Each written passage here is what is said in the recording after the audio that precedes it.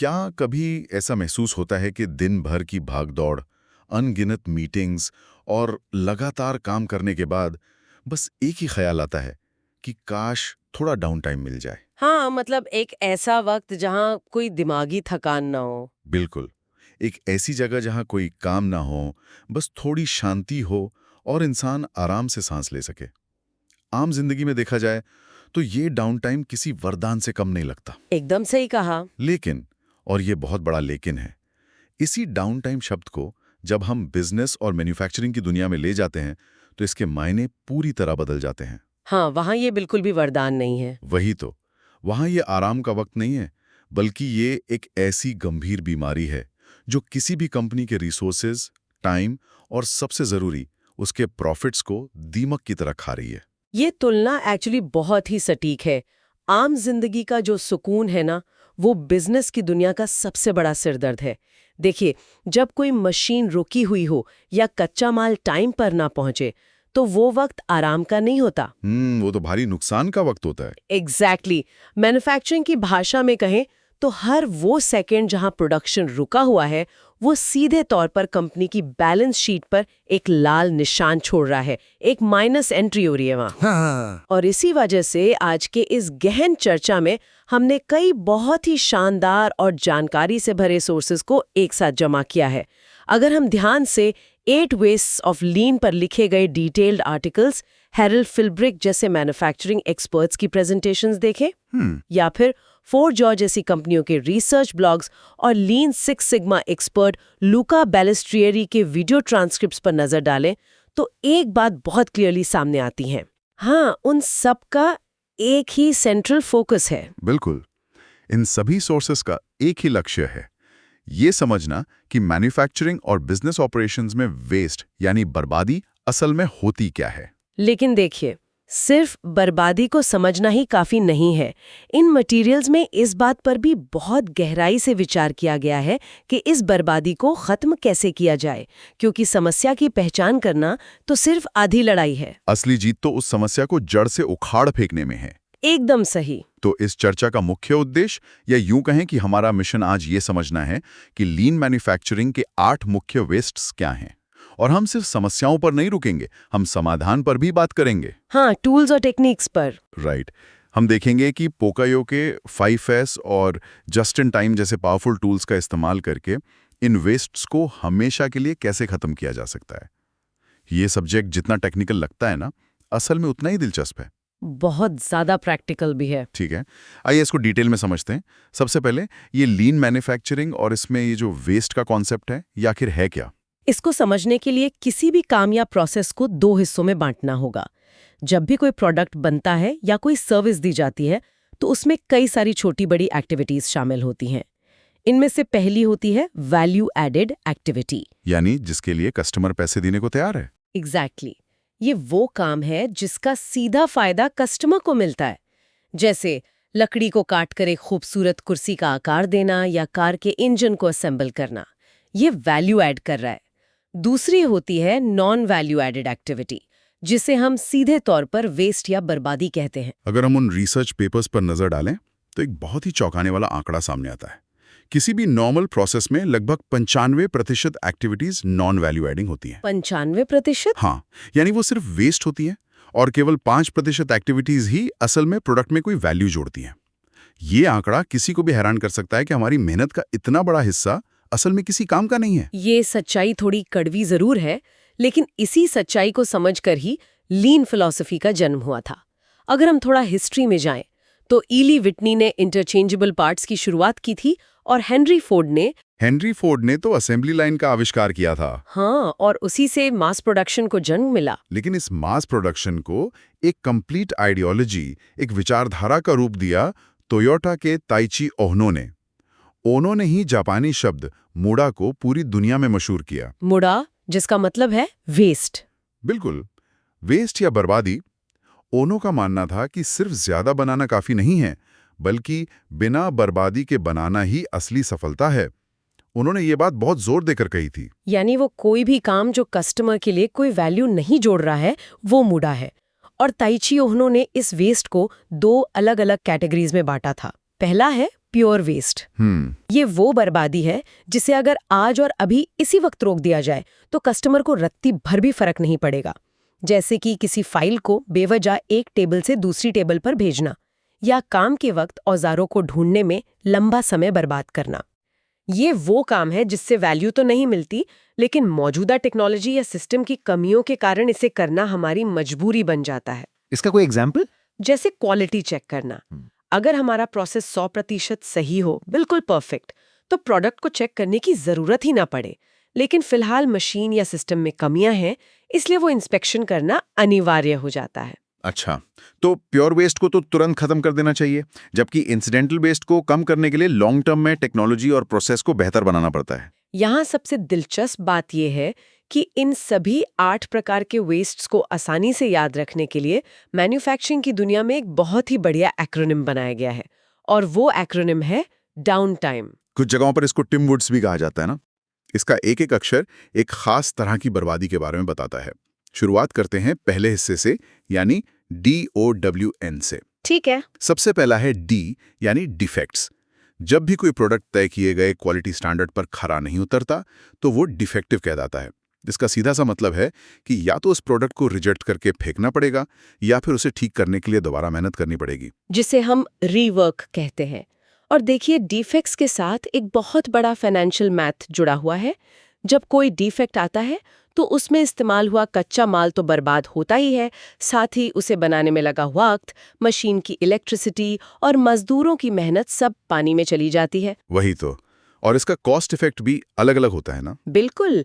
इसे इस तरह देखना चाहिए कि अगर असेंबली लाइन पर कोई डिफेक्ट तुरंत पकड़ा जाता है तो उसको ठीक करने का खर्च कुछ रुपयों का ही होता है, लेकिन अगर वही खराब प्रोडक्ट किसी तरह कस्टमर तक पहुंच जाए, ओह, तब तो ब्रांड इमेज को नुकसान होता है। हाँ, वो कंपनी की साख और ब्रांड वैल्यू को जो चोट पहुंचाता है उसकी कीमत लाखों करोड़ों में हो सकती है। डिफेक्ट्स जितनी दूर तक सफर करते हैं उनका खर्च उतना ही कई गुना बढ़ जाता है। ये बहुत बड़ा पॉइंट है।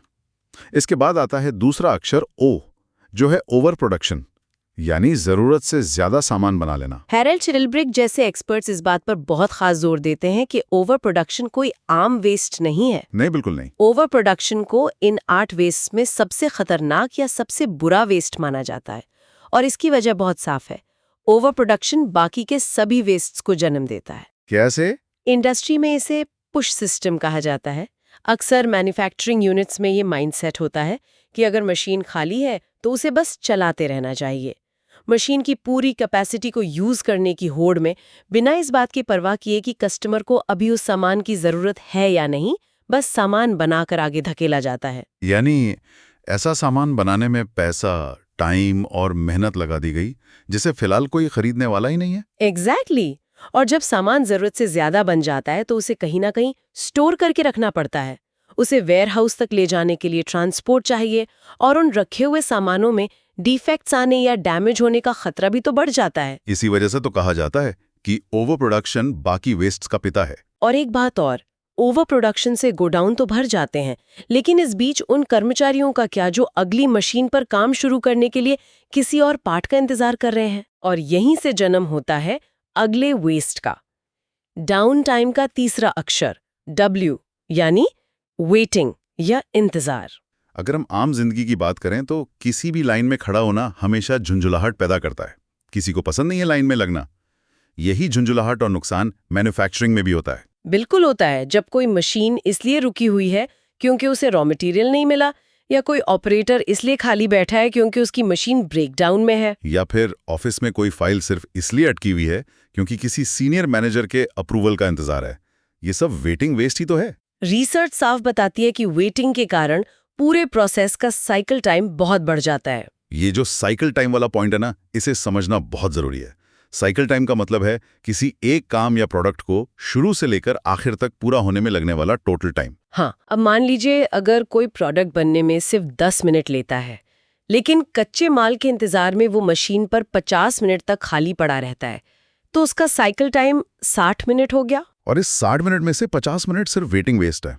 कस्टमर उस 50 मिनट के इंतजार के पैसे थोड़ी देगा। बिल्कुल नहीं देगा, वो सिर्फ प्योर वेस्ट है। अब डाउन टाइम के चौथे अक्षर N पर आते हैं। यह है नॉन यूटिलाइज्ड टैलेंट, यानी कर्मचारियों की क्षमता और दिमाग का सही इस्तेमाल ना होना। ये वेस्ट बाकी सबसे थोड़ा अलग है क्योंकि इसका बहुत ही ह्यूमन सेंट्रिक पहलू है। ये किसी भी ऑर्गेनाइजेशन के लिए एक छुपा हुआ खतरा होता है।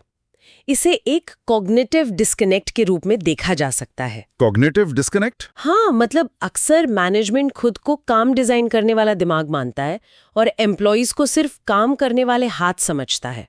जब कर्मचारियों को प्रोसेस की समस्याओं को सुलझाने में शामिल ही नहीं किया जाता तो उनका एक्चुअल टैलेंट वेस्ट हो जाता है। जबकि जो इंसान उस मशीन पर हर दिन 8 घंटे काम कर रहा है, असल में वही उस प्रोसेस का सबसे बड़ा एक्सपर्ट होता है। एकदम सही कहा।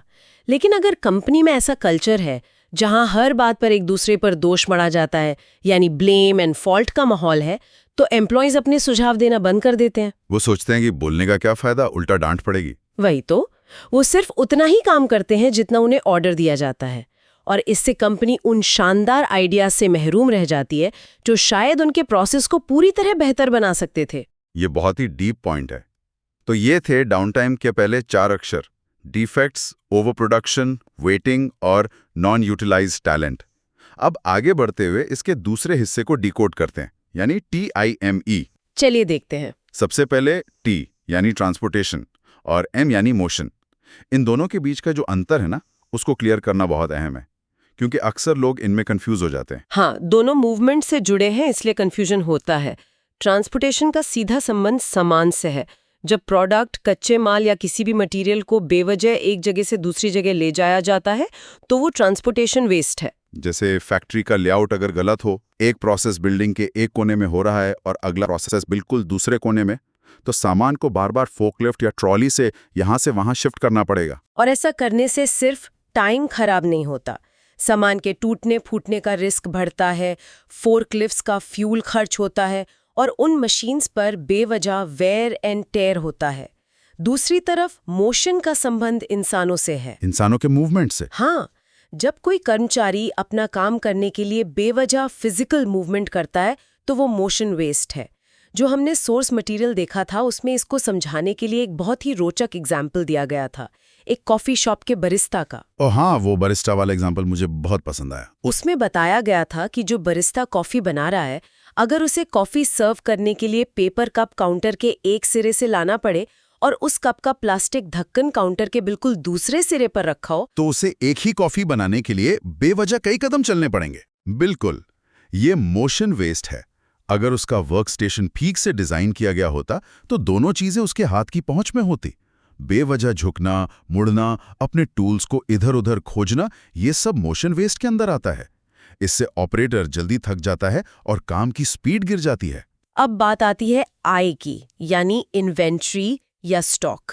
मैन्युफैक्चरिंग की दुनिया में इन्वेंट्री को अक्सर स्लीपिंग मनी या सोता हुआ पैसा कहा जाता है। सोता हुआ पैसा, ये टर्म ही अपने आप में बहुत कुछ कह देता है ना? कंपनी ने रॉ मटेरियल खरीदने में पैसा लगाया, उसे बनाने में वक्त और एनर्जी लगाई, और अब वो तैयार माल या आधा अधूरा माल वेयरहाउस में सिर्फ जगह घेर रहा है। जब तक वो बिककर कस्टमर के पास नहीं जाता, तब तक वो पैसा किसी काम का नहीं है। और इस टॉपिक पर सोर्सेज में एक बहुत ही गहरी एनालॉजी दी गई है। इन्वेंट्री को एक गहरे समुद्र की तरह बताया गया है। ये एनालॉजी इन्वेंट्री के असली खतरे को बिल्कुल क्लियर कर देती है।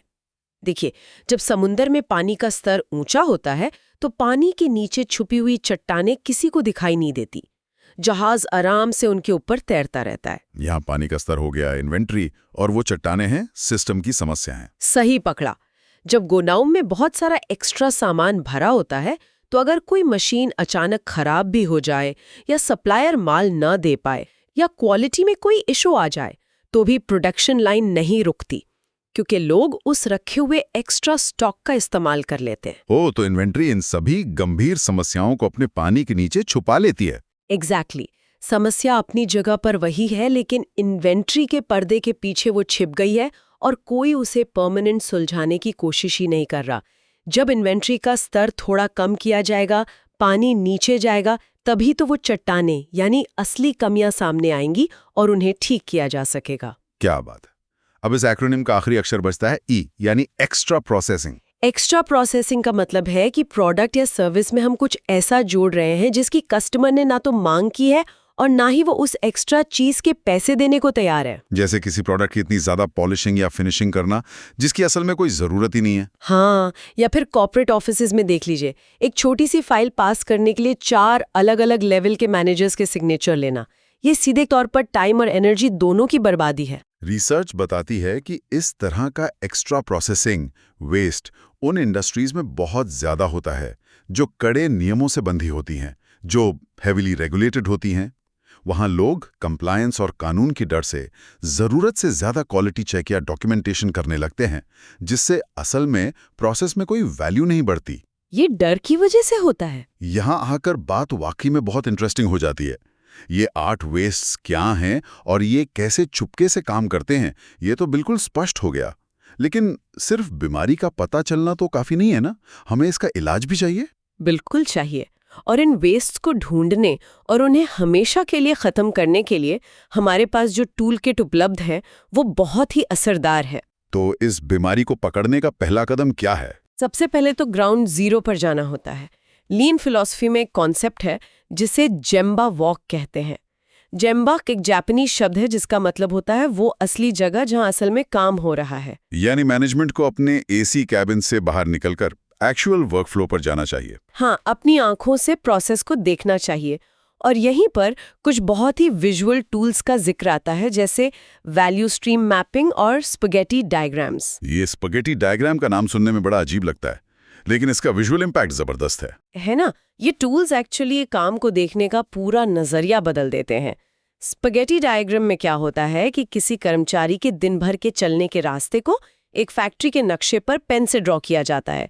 अब अगर लेआउट खराब है और मोशन वेस्ट बहुत ज्यादा है तो वो लाइनें इतनी बार एक दूसरे को काटेंगी कि वो नक्शा सच में उलझी हुई स्पगेटी या नूडल्स की तरह दिखने लगता है। और इससे तुरंत पता चल जाता है कि आदमी कितना फालतू घूम रहा है। इसी तरह वैल्यू स्ट्रीम मैपिंग, जिसे VSM कहते हैं, वो पूरे प्रोसेस में इंफॉर्मेशन और कच्चे माल के बहाव को पेपर पर उकेरने का तरीका है। इससे एकदम साफ पता चल जाता है कि रुकावट कहाँ आ रही है या बॉटलनेक कहाँ है। और एक बार जब ये बर्बादी आपकी आंखों के सामने आ जाए तो उसे दूर करने के लिए 5S मेथोडोलॉजी जैसा सॉलिड टूल सामने आता है। ये देखने में बहुत ही बेसिक और साधारण लगता है, लेकिन इसका असर वर्कप्लेस की साइकोलॉजी पर बहुत गहरा होता है। तीसरा, शाइन, यानी सफाई और रेगुलर मेंटेनेंस। चौथा, स्टैंडर्डाइज, इसके नियम बनाना। और पांचवा है सस्टेन, यानी जो स्टैंडर्ड बनाया है उसका अनुशासन बनाए रखना। इसका तो सीधा सा मंत्र यही हुआ कि हर चीज की एक तय जगह होनी चाहिए और हर चीज अपनी उसी तय जगह पर ही मिलनी चाहिए। एग्जैक्टली। और ये टूल खास तौर पर मोशन और वेस्टिंग पर प्रहार करता है। जब हर औजार, हर टूल अपनी जगह पर होगा तो ऑपरेटर को उसे ढूंढने में अपना वक्त बर्बाद नहीं करना पड़ेगा। और स्टैंडर्डाइज और सस्टेन ये पक्का करते हैं कि आज सफाई की और 2 हफ्ते बाद वर्कशॉप वापस उसी पुरानी कबाड़ जैसी हालत में ना पहुंच जाए। ये डिसिप्लिन का खेल है। लेकिन वो जो ओवर प्रोडक्शन और इन्वेंट्री नाम की 2 सबसे बड़ी समस्याएं थीं, उनका समाधान क्या है? क्योंकि ओवर प्रोडक्शन ही तो वो पुश सिस्टम था जो बाकी सारी बीमारियों को पैदा कर रहा था। इन दोनों समस्याओं को जड़ से खत्म करने का जो सबसे बड़ा हथियार है वो है JIT, यानी जस्ट इन टाइम प्रोडक्शन, और इसके साथ जुड़ा हुआ kanban सिस्टम। JIT ये पुश सिस्टम का ऑपोजिट है। हाँ, JIT पुश सिस्टम के बिल्कुल उलट पुल सिस्टम पर काम करता है। इसका कॉन्सेप्ट बहुत ही सरल है कि कच्चा माल तभी मंगवाएं जब उसकी तुरंत जरूरत हो और प्रोडक्ट तभी बनाएं जब उसकी एक्चुअल डिमांड मार्केट में हो। यानी ना कुछ जरूरत से पहले बनेगा और ना जरूरत से ज्यादा बनेगा। और ये कानबान सिस्टम इस जस्ट इन टाइम को फ्लोर पर लागू करने में कैसे मदद करता है? कानबान का जापानी में मतलब होता है विजुअल कार्ड या कोई सिग्नल। इसे एक आम जिंदगी के उदाहरण से समझते हैं। जैसे पुराने जमाने में लोग खाली दूध की बोतल अपने दरवाजे पर रख देते थे। हाँ, दूध वाले के लिए। बिल्कुल। वो खाली बोतल दूध वाले के लिए एक विजुअल सिग्नल होती थी कि उसे वहां एक नई भरी हुई बोतल रखनी है। कानबान ठीक ऐसे ही काम करता है। जब असेंबली लाइन पर कोई पुर्जा खत्म होने वाला होता है तो एक खाली डिब्बा या एक कार्ड पिछले स्टेशन पर भेज दिया जाता है। तो वो कार्ड एक साफ सिग्नल है कि भाई हमें और माल चाहिए, तभी हम बनाएंगे। हाँ, इस तरह बिना किसी भारी भरकम आईटी सॉफ्टवेयर के सिर्फ इन विजुअल सिग्नल्स के आधार पर इन्वेंटरी को स्मूथली कंट्रोल किया जाता है। इससे ना तो गोडाउन भरेंगे और ना ही कंपनी का एक्स्ट्रा पैसा ब्लॉक होगा। पोकायोके में एक और ऐसा शानदार टूल है जिसका नाम सुनने में थोड़ा अजीब जरूर लगता है, लेकिन उसका काम सच में किसी जादू से कम नहीं है। मैं बात कर रहा हूँ पोकायोके की। ओह, पोकायोके लीन मैन्युफैक्चरिंग के सबसे क्रांतिकारी कॉन्सेप्ट्स में से एक माना जाता है। इसे टोयोटा के एक और महान इंजीनियर शिगेओ शिंगो ने डेवलप किया था। इसका जापानी अर्थ होता है गलतियों को रोकना, या अंग्रेजी में कहें तो मिस्टेक प्रूफिंग। हाँ, पोकायोके का मेन लॉजिक ये है कि देखिए, इंसान गलतियां करता है, ध्यान भटकना इंसान की फितरत है। इसलिए इंसान को गलती के लिए दोष देने के बजाय हम उस सिस्टम या मशीन को ही ऐसा क्यों ना बना दें कि चाहकर भी कोई इंसान गलती कर ही ना सके। ये तो साइकोलॉजी को ही बदल दिया। अगर मैं सही समझ रहा हूं तो पोकायोके 2 तरह से काम करता है। पहला है प्रिवेंशन, यानी गलती को होने ही ना देना, और दूसरा है डिटेक्शन, यानी अगर गलती होने वाली हो तो उसको तुरंत पकड़ लेना और प्रोसेस को वहीं रोक देना। एकदम परफेक्ट। आम जिंदगी में इसके इतने बढ़िया एग्जाम्पल मौजूद है, जैसे इलेक्ट्रॉनिक्स में यूएसबी प्लग या मोबाइल का सिम कार्ड देख लीजिए। ओ हाँ, सिम कार्ड का एक कोना थोड़ा सा कटा हुआ होता है। सही कहा, वो इसलिए कटा होता है ताकि कोई उसे उल्टी तरफ से ट्रे में डाल ही ना सके। उसका डिजाइन ही ऐसा है कि वो सिर्फ सही दिशा में ही अंदर फिट होगा। ये प्रिवेंशन वाले पोकायोके का एक बहुत ही सटीक उदाहरण है। मैन्युफैक्चरिंग में भी इसके ढेरों प्रैक्टिकल यूज केस देखने को मिलते हैं। जैसे कार की असेंबली लाइन में डोर पैनल लगाने के लिए ऐसे फिक्सचर्स बनाए जाते हैं कि अगर दरवाजा ठीक एंगल पर नहीं रखा गया है तो वो मशीन में फिट ही नहीं होगा। या फिर पैकेजिंग इंडस्ट्री का एग्जांपल लें, जहां डिब्बों में सामान गिरने के लिए स्मार्ट सेंसर्स लगे होते हैं।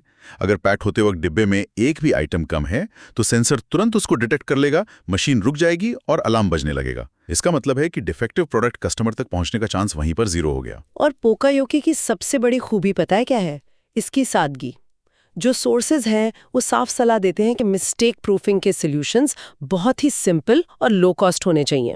इनके लिए लाखों करोड़ों की एडवांस्ड मशीनरी लगाने की जरूरत नहीं होती। तो फिर क्या करते हैं? बस छोटी छोटी चीजें, जैसे पार्ट्स की कलर कोडिंग करना, अलग अलग शेप के पिन बनाना या सेंसर लगाना।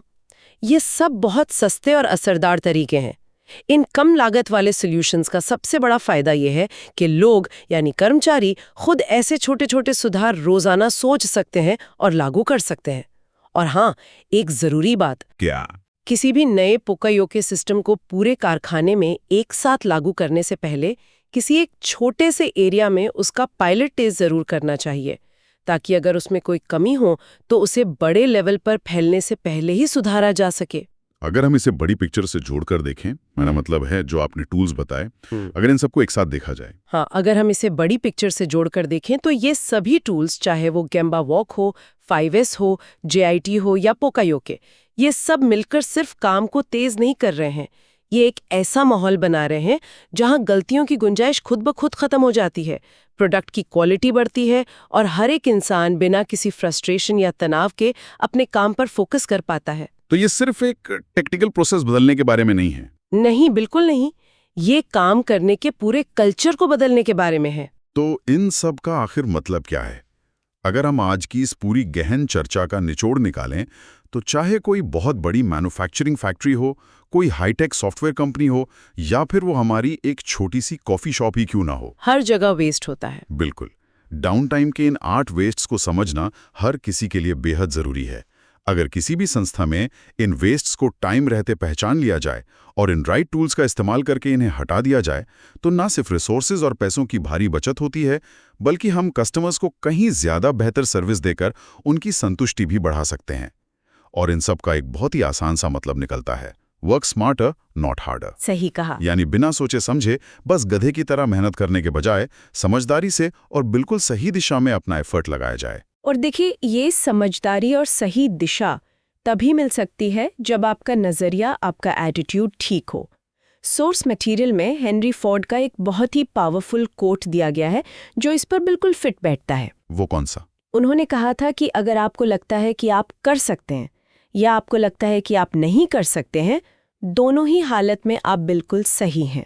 यानी if you think you can or you think you can't, you are right. क्या बात है, इसका मतलब मानसिकता सब कुछ है। बिल्कुल। इसका सीधा सा अर्थ ये है कि वेस्ट या बर्बादी आपको तब तक नजर ही नहीं आएगी जब तक आपके अंदर उसे ढूंढने और ख़त्म करने की इच्छा शक्ति न हो। अगर मैनेजमेंट ने पहले ही ये मान लिया है कि उनका सिस्टम तो ऑलरेडी परफेक्ट है, इसमें कोई कमी है ही नहीं, तो उन्हें कोई वेस्ट दिखाई नहीं देगा और उनकी तरक्की वहीं पर रुक जाएगी। जबकि रियलिटी ये है कि सुधार की गुंजाइश हमेशा रहती है। कंटिन्यूअस इंप्रूवमेंट हमेशा पॉसिबल है। इसकी वजह से एक बहुत ज़रूरी सवाल उठता है। आज की इस पूरी चर्चा में हमारा फोकस सिर्फ मुदा यानी वेस्ट पर ही रहा है। लेकिन अगर हम लीन फिलॉसफी को और गहराई से पढ़ें तो ये सिर्फ मुदा तक सीमित नहीं है। अच्छा, और क्या है इसमें? इसमें दो और बेहद खतरनाक चीजें होती हैं जो किसी भी सिस्टम को अंदर से खोखला करती हैं। पहली है मूरा, जिसका मतलब होता है अनइवननेस या काम में असमानता। जैसे कभी तो बहुत ज्यादा काम आ गया और कभी वर्कर्स बिल्कुल खाली बैठे हैं। और दूसरी होती है मूरी, जिसका मतलब है ओवरबर्डन, यानी कर्मचारियों और मशीन्स पर उनकी कैपेसिटी से ज्यादा बोझ डाल देना। मूरा और मूरी। हाँ, तो सोचने वाली बात यह है कि क्या हो अगर किसी भी प्रोसेस में मौजूद ये असमानता यानी मूरा और ये एक्स्ट्रा बोझ यानी मूरी, यही दोनों मिलकर असल में इन सारे 8 वेस्ट्स यानी मुदा को पैदा कर रहे हों। ये तो पर्सपेक्टिव ही बदल देता है। हम हमेशा वेस्ट को खत्म करने के पीछे भागते हैं, लेकिन क्या ये मुमकिन है कि अगर हम पहले किसी सिस्टम से उस असमानता और उस ओवरबर्डन को ठीक कर दें तो ये 8 वेस्ट अपने आप ही कम हो जाएं? यही तो सोचने वाली बात है। ये एक ऐसा गहरा विचार है जो इस पूरी लीन फिलॉसफी को देखने का नजरिया कंप्लीटली बदल सकता है। मुदा को तो हमने डिटेल में समझ लिया, लेकिन इस मुदा और मूरी की पहेली को सुलझाना अभी बाकी है। ये वाकई में ध्यान देने लायक पॉइंट है। और इसी विचारोत्तेजक सवाल के साथ कि क्या हम गलत जगह तो समस्या को नहीं ढूंढ रहे, हम आज के इस डीप ड्राइव को यहीं विराम देते हैं। अपने काम के तरीकों का विश्लेषण करते रहना और उन्हें हर दिन बेहतर बनाने की दिशा में सोचना ही असली प्रगति है। हमारे साथ इस गहन चर्चा में जुड़ने के लिए बहुत बहुत शुक्रिया।